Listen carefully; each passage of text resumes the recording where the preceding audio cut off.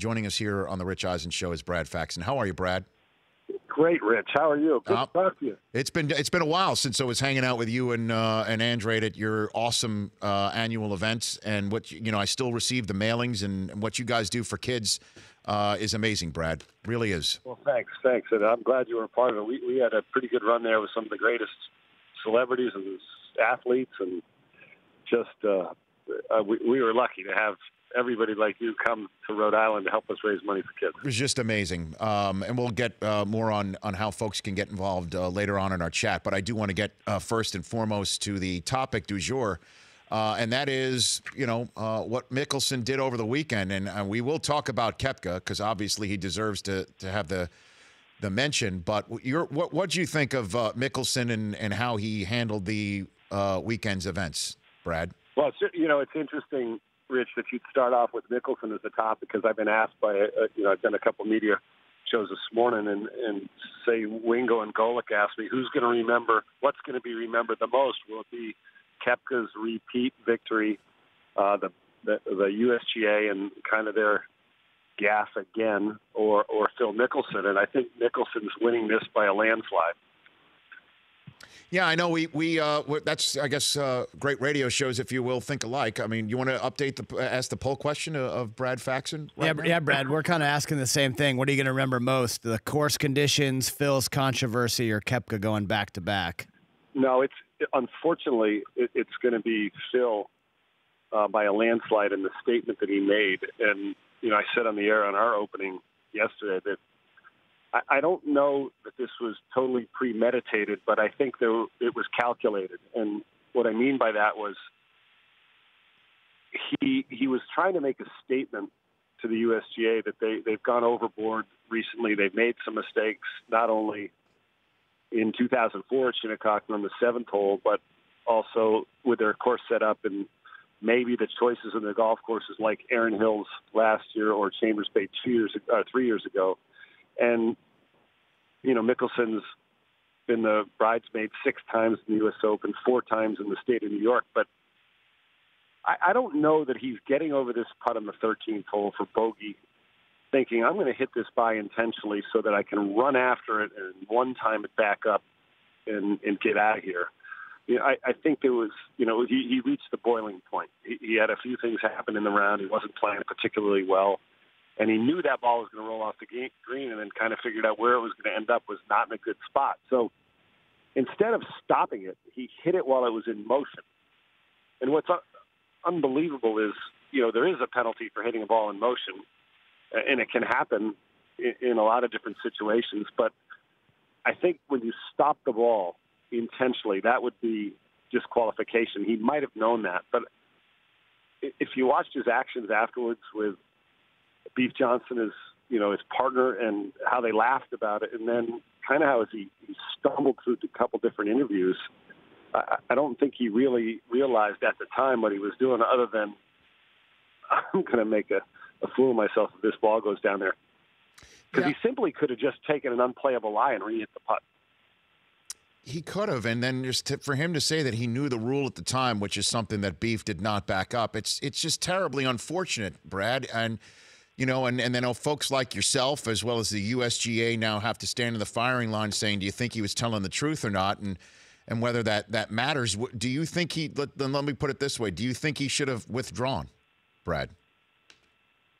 Well, it's so similar to me to the drop Tiger Woods mistakenly took back in the Masters. I believe that was 2013 when he hit the flagstick on the 15th hole, his third shot. The ball goes caroming off the pin back into the water, and then he went back to replay the shot and didn't do it from the exact position, later admitted it in the press room, and signed the scorecard. And the Masters organization, everybody wants to put it on an organization so there's not someone that gets blamed singularly, said, no, we're going to come up with this obscure rule and let him play, obviously knowing the ratings and Tiger's appeal, sex appeal out there is so important. And then, the same John Bodenheimer and Michael Davis from the USGA said they have their committee, and the rulings, I can't remember the numbers and the rulings, but they said, no, there's a little used rule, and that's what they used to allow him to play. Now, I think if Phil withdrew, I think he would have been admitting that he broke a rule, and I don't think he thinks he broke a rule. And so my reaction to the whole thing, like everybody else, was shock and surprise. You've never seen that before, and you might see many Christians wearing a bracelet that says, "What would Jesus do?" WWJD. I always try and think, what would Arnold do? What would Arnold do? If he was, our ring bearer, Arnold would have never done that. Jack would have never done that. Ben Hogan would have never done that. So, to me, this was similar to Phil's statement at the Ryder Cup in 2014 at Glen Eagles when the Americans kind of got destroyed, and Phil was protesting the captaincy of Tom Watson, and in the press conference kind of went out and spoke out against him in front of everyone, in front of the world, really. So, in a way, I think this was his way of getting back at the USGA.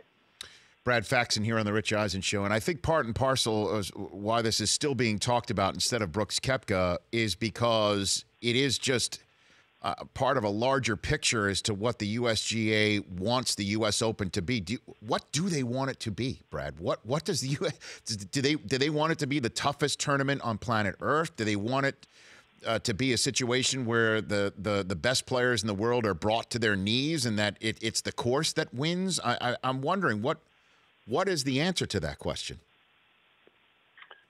Well, they have a new word instead of tough. It's ultimate. They want it to be the ultimate test. And for years it has been, whatever you want to use as a description, as an adjective to it. And the golf courses have traditionally been narrow fairways, extremely thick rough, a foot off the fairway, tree-lined golf courses that are traditional and parkland-style golf courses. If you think of Fox got this contract with the USGA, now this is our fourth Open since Chambers Bay in 2015. I don't think there's combined in those four golf courses 20 trees on the four courses. Chambers Bay had one. Oakmont had thousands removed. Erin Hills had virtually none. And then what happened at Shinnecock was there were 500 or so removed, and that looks more like a links style, plays more like a links style course. So I think what happens is the architecture ideals of Mike Davis and the executive committee there is to try and go back to what the original intent was, which wasn't what the players saw in 04 or 95. So it was very different than what players expected. A lot of these closely mown areas around the greens where balls would carry them off greens, or you could putt them off a green like you saw in 13 and 15, or the very difficult 10th green where balls would ricochet 50 yards behind the green. And I think that's what has come up now is what are you guys, how are you going to identify yourself? Tom Lehman called me 2 nights ago in an uproar about, what are they doing? This has been the most respected tournament for years, and now it's kind of gone haywire. And admittedly, they made a mistake on camera with us on Saturday evening. So, yeah, I think they need to somehow find a way to right this ship. And I guess my suggestion would be they need to hire a very good PR firm. That would be step one. That would be step one. All right, so let's get to Brooks Koepka, Brad. How good is he? And what did this weekend tell you about him? Well, he's amazing, and in a lot of reasons why. I couldn't believe that this guy who's been out for a couple of years with a wrist injury, a couple of months with a wrist injury earlier this year, could come back and dominate the way he did. And he does it with a few different ways. You've seen these biceps. He could be a middle linebacker on almost any NBA team. It looks like NFL team. He looks so big and fit that it would be awkward or hard for him to swing. And he and his buddy Dustin Johnson, who was the second to last pairing, they worked out for an hour and a half both Saturday and Sunday mornings with their trainer Joey Salvi. They lift heavy weights. They smash it. They go at each other in so many different ways. And it's incredible how well he putted this weekend.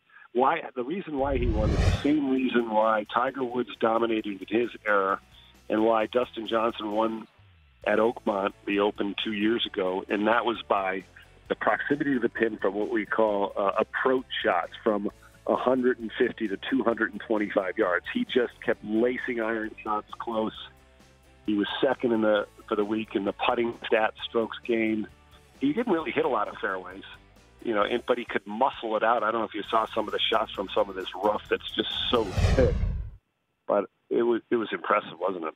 It really was, Brad. It really was. And we had fun in the second hour with Joe nailing the name of Brooks' significant other this time around. Jenna. But the way he just laid into it, like he got this one right. I love Joe. The little pause was amazing, wasn't it? Joe, that's Buckian. That's as good. That's Joe at his finest, as you guys all were too. I really enjoyed the coverage. Before I let you go, folks can go to the website AndroidFaxonCharities.org and donate. Correct? That's right. Yes. So Billy and I started that back in 1992. We were lucky enough to get a bunch of the Boston celebrities there, like Bobby Orr. We had Sandy Koufax, Julius Erving, Charles Barkley, Danny Sullivan. I mean, those names go back. Glenn Fry, Joe Pesci, Bill Murray. I mean, we were impressed. Rich Eisen, Sean McDonough, Mike Tirico. Come on, Bill Raftery. You had fun there, you have to admit. And that was we've been amazing. Lucky enough to have raised over $8 million for children's charities in the state of Rhode Island. It was fun, and don't forget the Farrelly brothers, Brad. They put you and Andre in the beginning of Kingpin. Come on now, Bobby and Peter. No, they were great. They would auction off parts in their movies. I'm doing a disservice because I know I'm going to leave big studs out. Yeah, but Andre Tippett, remember the great middle linebacker for the Patriots? Come on, we had everybody. Steve Grogan played. It was a blast. What was it like shooting that scene in Kingpin where you're dressed in disco 70 gear and there's Woody Harrelson and the rest of that? Just looked phenomenal. I just basically brought my own clothes, Rich. we were in some suburb of Pittsburgh, outside an old ice cream parlor, and the best part was Bill Murray came up. He wasn't in the scene. We were doing the scene with Woody Harrelson, Billy and I. And we decided to have a contest while they were changing the scene set, throwing rocks at a telephone pole from like 20 feet away. And the Farrelly brothers, they like to have fun. So we're out there pitching rocks from like 20, 30 yards away. And Murray comes in. He kind of grabs this kind of big, almost like a boulder. And he goes running up to this telephone pole to throw the boulder into it. And he misses, and it gets going on this downslope on this road. And there's kind of like a little office down the bottom of this hill, like 20, 30 yards down the hill, and the rock's starting to pick up speed, and it's going right at this car as the woman who owns the car comes out of the door to the office, and she's watching this rock. She's looking at us screaming and yelling, and then looking at her car that's about to get assaulted by this boulder. And somehow it's about to smash into the driver's side door. It gets, and I'm telling you, this is a big, big rock. Right before it gets to the car, it like hits this bump or speed bump and kicks over at the top of the car and never touches it. And it was the greatest thing I've ever seen. Bill Murray starts high-fiving us, raising his arms. In this case, she's so mad, she comes screeching up there, puts her brakes on, comes out, and she goes, "I can't believe you're doing that. You almost killed." And then she goes, "Oh, my God, you're Bill Murray. Can I have a hug?" It was tremendous. It helps to be Bill Murray. Yep. Brad. And I was about to say, I'm glad that there was that bump because Phil wasn't around to stop the boulder and deflect it, right? Oh, that's good. That's called full circle, Brad. It's called full circle. Thanks for joining. Hey, Rich, always a pleasure. Always enjoyed chatting with you, too. You got it. Say hi to Billy for me. That's Brad Faxon. The Rich Eisen Show, weekdays at noon Eastern on Audience.